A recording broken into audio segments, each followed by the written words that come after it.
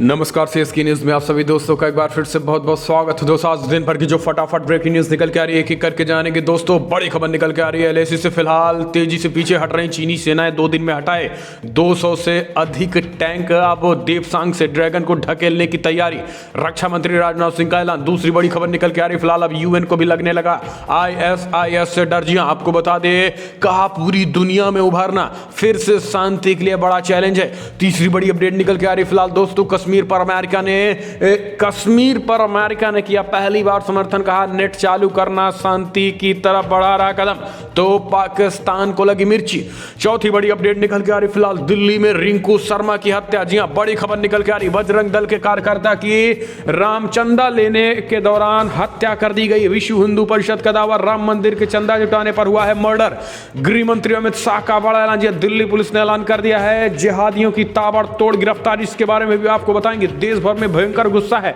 इस बीच दोस्तों ट्विटर को लेकर बड़ी अपडेट निकल के आ रही, सरकार की सख्ती पर ट्विटर हुआ सरेंडर, 97% अकाउंट को ब्लॉक करेगा। जी हां, बड़ी खबर निकल के आ रही है।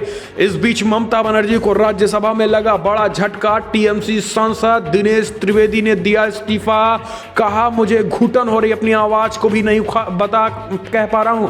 इस बीच गृह मंत्री शाह ने ऐलान कर दिया है कि ममता सरकार को उखाड़ फेंक देंगे, पश्चिम बंगाल में इसीलिए आए हैं। तो दोस्तों सब कुछ खबर एक एक करके आपको विस्तार से बताएंगे, लेकिन उससे पहले एक छोटा सा निवेदन, अगर आपने चैनल को अभी तक सब्सक्राइब नहीं किया तो प्लीज सब्सक्राइब के लाल बटन दबाकर चैनल को सब्सक्राइब करें। और अगर आप भी प्रधानमंत्री मोदी के नेतृत्व पे पूर्णतः भरोसा करते हैं और आप मानते हैं कि पश्चिम बंगाल में इस बार भारतीय जनता पार्टी की पूर्ण बहुमत की सरकार बनेगी, तो इस वीडियो को लाइक करके अपना समर्थन दर्ज करें। दरअसल पहली बड़ी खबर निकल के आ रही है, आपको बता दें, फिलहाल एलएसी पे तेजी से पीछे हट रही चीनी सेना। 2 दिन में हटाए 200 से अधिक टैंक। तो वहीं अब देपसांग से ड्रैगन को ढकेलने की तैयारी, रक्षा मंत्री राजनाथ सिंह ने किया ऐलान।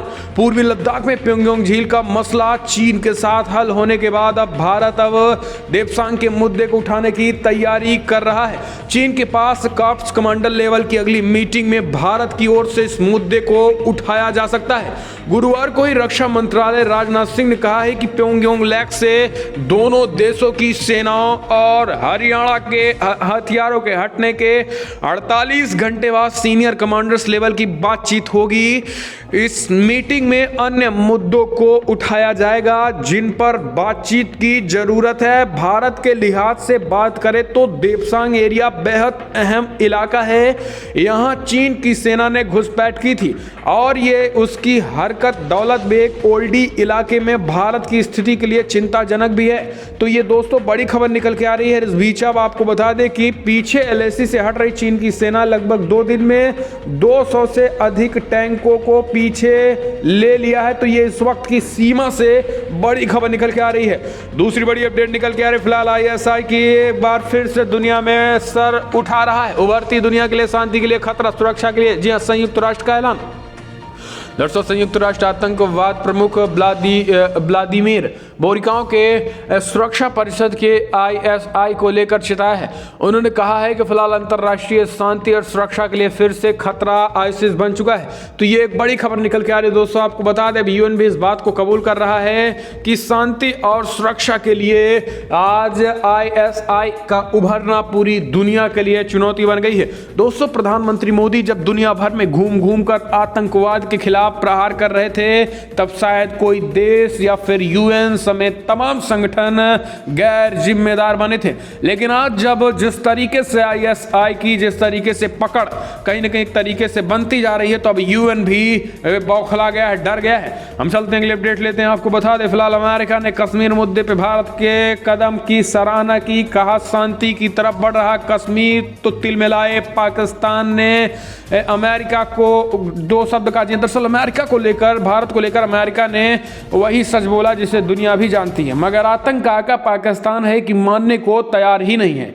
अमेरिका के जो बाइडेन प्रशासन ने अपने एक ट्वीट में कश्मीर को भारत का बताया है। ये सुनते ही पाकिस्तान ऐसा भड़का कि वो दुनिया में मदद की गुहार लगाने लगा है। इस बीच दोस्तों बड़ी खबर निकल के आ रही है कि पाकिस्तान के विदेश मंत्री शाह महमूद कुरैशी ने गुरुवार को कहा है कि बाइडेन प्रशासन को कश्मीर में जमीनी हकीकत को अनदेखा नहीं करना चाहिए। इसके साथ ही उन्होंने देर होने से पहले दुनिया को कश्मीर में शांति समझौते के लिए मदद की गुहार लगाई। दरअसल 10 फरवरी को अमेरिका के विदेश मंत्रालय के दक्षिणी एवं मध्य पूर्व ब्यूरो ने एक ट्वीट में कहा था कि आर्टिकल 370 हटने के बाद 4G भारत सरकार द्वारा जम्मू कश्मीर में 4G इंटरनेट चलाया जाना सराहनीय है। अब जम्मू कश्मीर शांति की तरफ बढ़ रहा है। जम्मू कश्मीर शांत है, विकासशील विकसित हो रहा है और बड़े पैमाने पर काम चल रहे हैं। भारत सरकार को इसके लिए धन्यवाद। बस उसी को लेकर पाकिस्तान तिलमिला गया था। हम चलते हैं अगली अपडेट लेते हैं। दोस्तों बड़ी खबर निकल के आ रही है, ममता बनर्जी को लगा बड़ा झटका। बजट पर चर्चा के दौरान टीएमसी सांसद राज्यसभा सांसद दिनेश त्रिवेदी ने दिया इस्तीफा। बोले मुझे घुटन हो रही है टीएमसी में। टीएमसी के क्या और बड़ा झटका लग गया है। टीएमसी के एक और नेता ने इस्तीफा दे दिया है। All India Trinamool Congress AITC के राज्यसभा सांसद दिनेश त्रिवेदी ने बजट में सदन में बजट पर चर्चा के दौरान इस्तीफा दे दिया है। हालांकि सभापति ने उनसे कहा है कि वो उचित प्रक्रिया का पालन करें। त्रिवेदी के इस्तीफे पर टीएमसी सांसद शुभेंदु S राय ने कहा है कि तृणमूल का मतलब है जमीनी स्तर पर। इसमें हमें राज्यसभा में जल्द ही जमीनी स्तर के कार्यकर्ता को भेजने का मौका मिलेगा। वहीं लोकसभा में सांसद सौगत राय ने कहा है कि नो कमेंट, यानी कोई भी कमेंट देने से वो रुके हैं। इस बीच दोस्तों टीएमसी सांसद के इस्तीफे के बाद पश्चिम बंगाल की सियासत में एक बार फिर से भूचाल आ गया है और ममता बनर्जी का सियासी सफर वो काफी मुश्किल भरा हो सकता है। आपको बता दें कि अप्रैल और मई में चुनाव होने वाले हैं। ऐसे में बड़ा झटका लगता दिखाई दे रहा है। हम चलते हैं अगले अपडेट लेते हैं। दोस्तों दिल्ली में बजरंग दल विश्व हिंदू परिषद के कार्यकर्ता रिंकू शर्मा की हुई हत्या। बीएचपी का दावा राम मंदिर के लिए चंदा जुटाने का पर हुआ है मर्डर। जी हां, जिहादियों ने खतरनाक चाकुओं से गोद कर हत्या कर दी है। दिल्ली के मंगोलपुरी इलाके में हुई 25 वर्षीय युवक रिंकू शर्मा की हत्या का मामला काफी गर्म है। रिंकू के लिए इंसाफ की मांग करने वाले लोगों ने इसे justice for Rinku Sharma hashtag के साथ ट्विटर पर ट्रेंड कराना शुरू कर दिया है। बताया जा रहा है कि रिंकू शर्मा भाजपा और विश्व हिंदू परिषद से जुड़े हुए थे। इस दिनों राम मंदिर के लिए चंदा भी जुटाया जा रहा है। हालांकि पुलिस ने अभी फिलहाल कुछ बोलने से इनकार किया है। भाजपा नेता संबित पात्रा समेत कई प्रसिद्ध हस्तियों ने इस घटना पर नाराजगी जताते हुए रिंकू शर्मा के लिए इंसाफ की मांग की है। वही विश्व हिंदू परिषद ने कहा है कि रिंकू शर्मा राम मंदिर के लिए निधि समर्पण अभियान से जुटे हुए थे। इसके चलते ही उनकी हत्या कर दी गई है। बीएचपी नेता सुरेंद्र जैन ने हत्यारों को फांसी की सजा दिए जाने की मांग की है। बीजेपी प्रवक्ता संबित पात्रा ने इस मामले में ट्वीट करते हुए लिखा है कि रिंकू शर्मा जय श्री राम। उनके इस ट्वीट के बाद सियासी उबाल बढ़ गया है। यही नहीं, फिल्म मेकर अशोक पंडित ने भी इस मुद्दे को उठाते हुए न्याय की मांग की है। कपिल मिश्रा ने भी कहा है कि फिलहाल ऐसे जिहादियों के खिलाफ कड़ी कार्रवाई की जानी चाहिए। देश भर में दोस्तों आपको बता दें, अब इन आरोपियों के नाम को भी समझ लीजिए। दरअसल आपको बता दें कि इन आरोपियों में जिस तरीके से जो गिरफ्तार हुए हैं उनमें मोहम्मद इस्लाम 45 साल का है, जाहिद यानी जिहादी 26 साल का है, मोहम्मद जिहादी 20 साल का है, मोहम्मद दानिश जिहादी 36 साल का है। ये 4 जिहादी गिरफ्तार किए गए हैं। अब आप समझ सकते हैं ये जिहाद के नाम पर मर्यादा पुरुषोत्तम भगवान श्री राम के भव्य और दिव्य मंदिर निर्माण के लिए 4 लोगों ने चंदा मांगने पर चाकुओं से गोद कर हत्या कर दी गई है। ये उनके ही मोहल्ले के ये जिहादी थे। अब आप समझिए, जिन इलाकों में मुस्लिम बहुल्य इलाका होगा वहां हिंदुओं का चुन कर यही हाल होने वाला है। और अगर आप एकजुट नहीं हुए, कमेंट के माध्यम से अपनी राय देना ना भूलें। अगर आप भी मानते हैं कि ऐसे जिहादियों को तत्काल एनकाउंटर होना चाहिए तो कमेंट के माध्यम से आप अपनी राय देना ना भूलें, प्रतिक्रिया दे दोस्तों। और कमेंट के माध्यम से जस्टिस फॉर रिंकू शर्मा लिखना मत भूलिएगा। हम चलते हैं अगले अपडेट। सरकार की सख्ती का दिखने लगा असर। ट्विटर ने ब्लॉक किए 97% अकाउंट। ट्विटर के खिलाफ भारत सरकार की सख्ती अब असर दिखा रही है। सरकार के सख्त आदेश के बाद सोशल मीडिया कंपनी ट्विटर ने 97% अकाउंट्स को पूरी तरीके से ब्लॉक कर दिया है। ये वो अकाउंट्स हैं जिनकी शिकायत IT मंत्रालय ने की थी। ये सभी किसान आंदोलन को लेकर भड़काऊ हैशटैग के साथ ट्वीट्स कर रहे थे। सरकार का आरोप है कि इन सभी अकाउंट्स को खालिस्तान और पाकिस्तान के साथ हमदर्दी रखने वाले समर्थन प्राप्त हैं। ट्विटर के इस कदम के बाद अब सरकार के साथ उनके टकराव में कमी आने की संभावनाएं भी है। टाइम्स ऑफ इंडिया के सूत्रों के हवालों से बताया गया है कि सरकार ने कंपनी को कुल 1435 ट्विटर अकाउंट्स के खिलाफ कार्रवाई करने की मांग की थी, जिनमें से अब तक 1398 अकाउंट को ब्लॉक कर दिया गया है। दरअसल ट्विटर की ओर से यह कार्रवाई इस मीटिंग के बाद आई है, जिनमें आईटी सचिव अजय प्रकाश समेत कई अधिकारियों ने ट्विटर के टॉप अधिकारियों के साथ बैठक की थी और देश भर में कू ऐप पर भी जाने का ऐलान कर दिया गया था। हम चलते हैं, अगले अपडेट लेते हैं दोस्तों। फिलहाल बंगाल असेंबली इलेक्शन, अमित शाह की हुंकार, बोले मैं बंगाल में ममता सरकार को उखाड़ने आया हूं। जी हां, पश्चिम बंगाल विधानसभा चुनाव की सुगबुगाहट के बीच भारतीय जनता पार्टी राज्य ने अपनी पूरी ताकत झोंक रखी है। बंगाल में प्रधानमंत्री मोदी के साथ बीजेपी के राष्ट्रीय अध्यक्ष जेपी नड्डा और गृह मंत्री अमित शाह लगातार बंगाल के दौरे पर हैं, बीजेपी को मजबूत करने में लगे हैं। गृह मंत्री अमित शाह ने एक बार फिर मुख्यमंत्री ममता बनर्जी पर जमकर हमला बोला है। कहा है कि मैं बंगाल में ममता सरकार को संभालने संवारने नहीं बल्कि उखाड़ने आया हूं। गृह मंत्री ने कहा है कि फिलहाल CAA का कानून भी देश भर में लागू होगा और दुनिया की कोई ताकत भी रोक नहीं पाएगी, क्योंकि संसद में जो चीजें पारित होंगी वो देश में लागू होंगी, फिर उसमें एक कदम भी पीछे हटने वाले नहीं हैं। हम चलते हैं, अगले अपडेट लेते हैं दोस्तों। राहुल गांधी का एक बार फिर से आया विवादित बयान, तो लोग बोलने लगे संसद छोड़ भाग पप्पू। जी हाँ, दरअसल राहुल गांधी ने प्रधानमंत्री मोदी पर अशोभनीय टिप्पणी करते हुए कहा है कि पीएम मोदी ने चीन को अपनी जमीनें बेच दी है। कांग्रेस के पूर्व अध्यक्ष राहुल गांधी ने शुक्रवार को भारत चीन सीमा पर सेना पीछे हटाने को लेकर किए गए समझौते को लेकर भारत सरकार को घेरा है। पूर्वी लद्दाख की मौजूदा सिचुएशन को लेकर रक्षा मंत्री राजनाथ सिंह के गुरुवार को संसद में दिए गए बयान पर कांग्रेस सांसद राहुल गांधी ने सरकार पर बड़ा हमला बोलते हुए प्रधानमंत्री नरेंद्र मोदी के खिलाफ अशोभनीय टिप्पणी कर डाली। राहुल ने कहा है कि मोदी भारत की जमीन चीन को सौंप रहे हैं, हमारे पीएम कायर हैं, उन्होंने चीन के सामने अपना सर झुका दिया है, माथा टेक दिया है। मोदी सरकार को सेना धोखा दे रही है। तो दोस्तों ये अब आप समझ सकते हैं, मोदी सरकार सेना को धोखा दे रही है। ये राहुल गांधी की टिप्पणी है।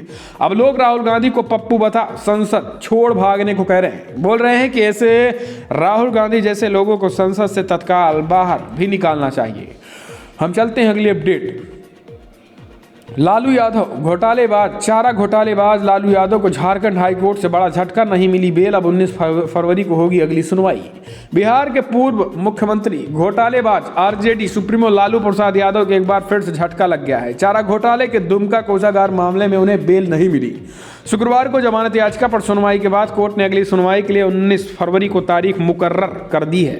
चारे घोटाले से जुड़े दुमका ट्रेजेडी अवैध निकासी मामले में बिहार के पूर्व मुख्यमंत्री और सजायाफ्ता लालू प्रसाद यादव महीने से जेल भर में बंद हैं। जस्टिस अपरेश कुमार सिंह की पीठ लालू यादव की जमानत याचिका पर सुनवाई की। इस मामले में पिछली सुनवाई के दौरान लालू प्रसाद की ओर से सीबीआई कोर्ट के फैसले के प्रति हाई कोर्ट के समक्ष रखी गई थी। इसके बाद सीबीआई कोर्ट के अतिरिक्त वक्त मांगा गया था, जिसे स्वीकार कर लिया गया था और उस बार भी उनकी जमानत याचिका पर सुनवाई टल गई है। हम चलते हैं, अगले अपडेट लेते हैं दोस्तों। बड़ी खबर निकल के आ रही है, जहां पर यूपी की बात करें तो इस बार यूपी में प्रतियोगी की कोचिंग वाली अभ्युदय योजना के युवाओं में होड़, 20 घंटे में 97,000 हुए रजिस्ट्रेशन। दरअसल सिविल सेवा, नीट, जेईई, सीडीएस और एनडीए जैसी प्रतिष्ठान प्रतियोगी परीक्षाओं में सफलता की राह दिखाने वाले सीएम योगी आदित्यनाथ की अभ्युदय योजना को लेकर प्रदेश के युवाओं ने जबरदस्त उत्साह दिख रहा है। अभ्युदय को लेकर प्रतियोगी छात्रों की उम्मीदों की इस बात की साझा समझा जा सकता है कि अभ्युदय पोर्टल की शुरुआत के महज 20 घंटे के भीतर लगभग 97,000 से अधिक प्रतियोगी छात्रों ने अपना पंजीयन करा लिया है। करीब 46,000 से अधिक युवाओं ने केवल सिविल सेवा परीक्षा के लिए पंजीयन कराया है। इनमें से लगभग 6,000 अभ्यर्थी सिविल सेवा की मुख्य परीक्षा और 965 युवा सिविल सेवा परीक्षा की तैयारी के इच्छुक है।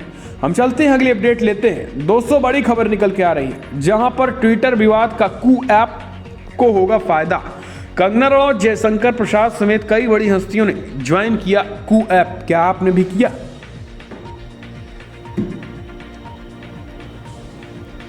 भारत सरकार और सोशल मीडिया वेबसाइट के बीच चल रहे घमासान के बीच भारत को देसी ऐप कू का फायदा बटोरता दिख रहा है। बीते दिनों इस ऐप पर आने वालों की संख्या बढ़ गई है। कई मशहूर नेता और बड़ी हस्तियां लगातार इन पर साइन अप कर रहे हैं। असल में 26 जनवरी हिंसा को लेकर ट्विटर और सरकार के बीच बहस छिड़ी थी।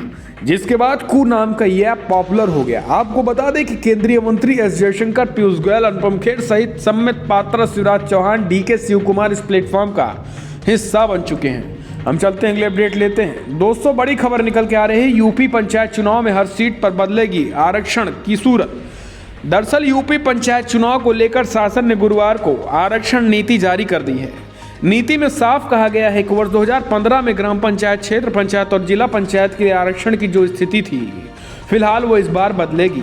लोक भवन में पंचायती राज विभाग के अपर मुख्य सचिव मनोज कुमार सिंह और पंचायती राज निर्देशक किंजल सिंह ने प्रेस कॉन्फ्रेंस में बताया है कि आरक्षण नीति में वर्ष 1995 से 2015 तक आरक्षण को संज्ञान में रखा जाएगा। त्रिस्तरीय पंचायत चुनाव के मद्देनजर परिसीमन के पहले ही अंतिम रूप दिया जा चुका है। मनोज कुमार सिंह ने कहा है कि एससी, ओबीसी और महिला क्रम में पिछले चुनाव को देखते हुए आरक्षण लागू किया जाएगा। जो पद और सीटें पहले कभी आरक्षित नहीं हुई हैं उनको वरीयता दी जाएगी। तो जाहिर सी बात है दोस्तों, इस बार बड़े बदलाव होने वाले हैं।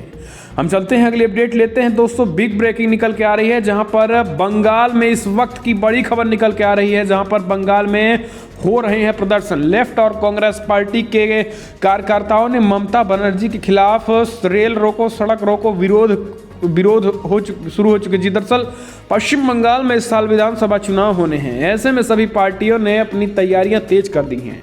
इसी कड़ी में गुरुवार को लेफ्ट फ्रंट के छात्रों और युवाओं ने कोलकाता के नवन्ना की ओर से रोजगार की मांग करते हुए मार्च निकाला। लेफ्ट का आरोप है कि पुलिस ने उनके कार्यकर्ताओं की पिटाई की और उन पर वाटर कैनन का इस्तेमाल किया। इसके विरोध में शुक्रवार को वाम दलों और कांग्रेस पार्टी ने 12 घंटे का बंगाल बंद बुलाया है। बंद के दौरान वामपंथी पार्टी के कार्यकर्ताओं ने विभिन्न स्थानों पर सड़कों और रेलवे ट्रैक को ब्लॉक कर दिया है। लेफ्ट फ्रंट के चेयरमैन बिमन बोस ने बताया है कि फिलहाल ये बंद सुबह 6 बजे शुरू होकर शाम को 6 बजे तक चलेगा। हम चलते हैं अगली अपडेट लेते हैं। दोस्तों बड़ी खबर निकल के आ रही है, आपको बता दें गूगल के सीईओ सुंदर पिचाई सहित 18 पर मुकदमा दर्ज हो गया है।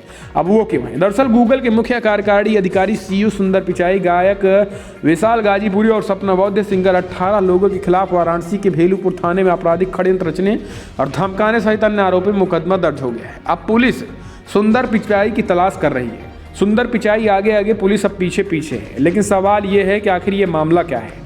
दरअसल पुलिस के अनुसार गिरजा शंकर जायसवाल के व्हाट्सएप ग्रुप पर देश के विक्रेता के नाम से एक वीडियो संदेश आया। वीडियो में प्रधानमंत्री नरेंद्र मोदी के संबंध में देश बेचने सहित अन्य प्रकार की अमर्यादित बात की गई थी। वीडियो के संबंध में गायक विशाल गाजीपुरी और विशाल सिंह बादल ने उन्होंने बात को ऐसा कहा था। इसी के साथ पीएम मोदी का जमकर मजाक उड़ाया था। उसी को देखते हुए एक भाजपा कार्यकर्ता ने विशाल सिंह और बाबा समेत सुंदर पिचाई गूगल के सीईओ पर भी एफआईआर दर्ज करवा दिया है। तो यही मामला है फिलहाल। दोस्तों बड़ी खबर में इतना है, लेकिन अगर आपको वीडियो पसंद आया तो लाइक कर शेयर करें। कमेंट के माध्यम से आप अपनी राय देना ना भूलें। और इस वीडियो में इतना ही। जय हिंद, वंदे मातरम।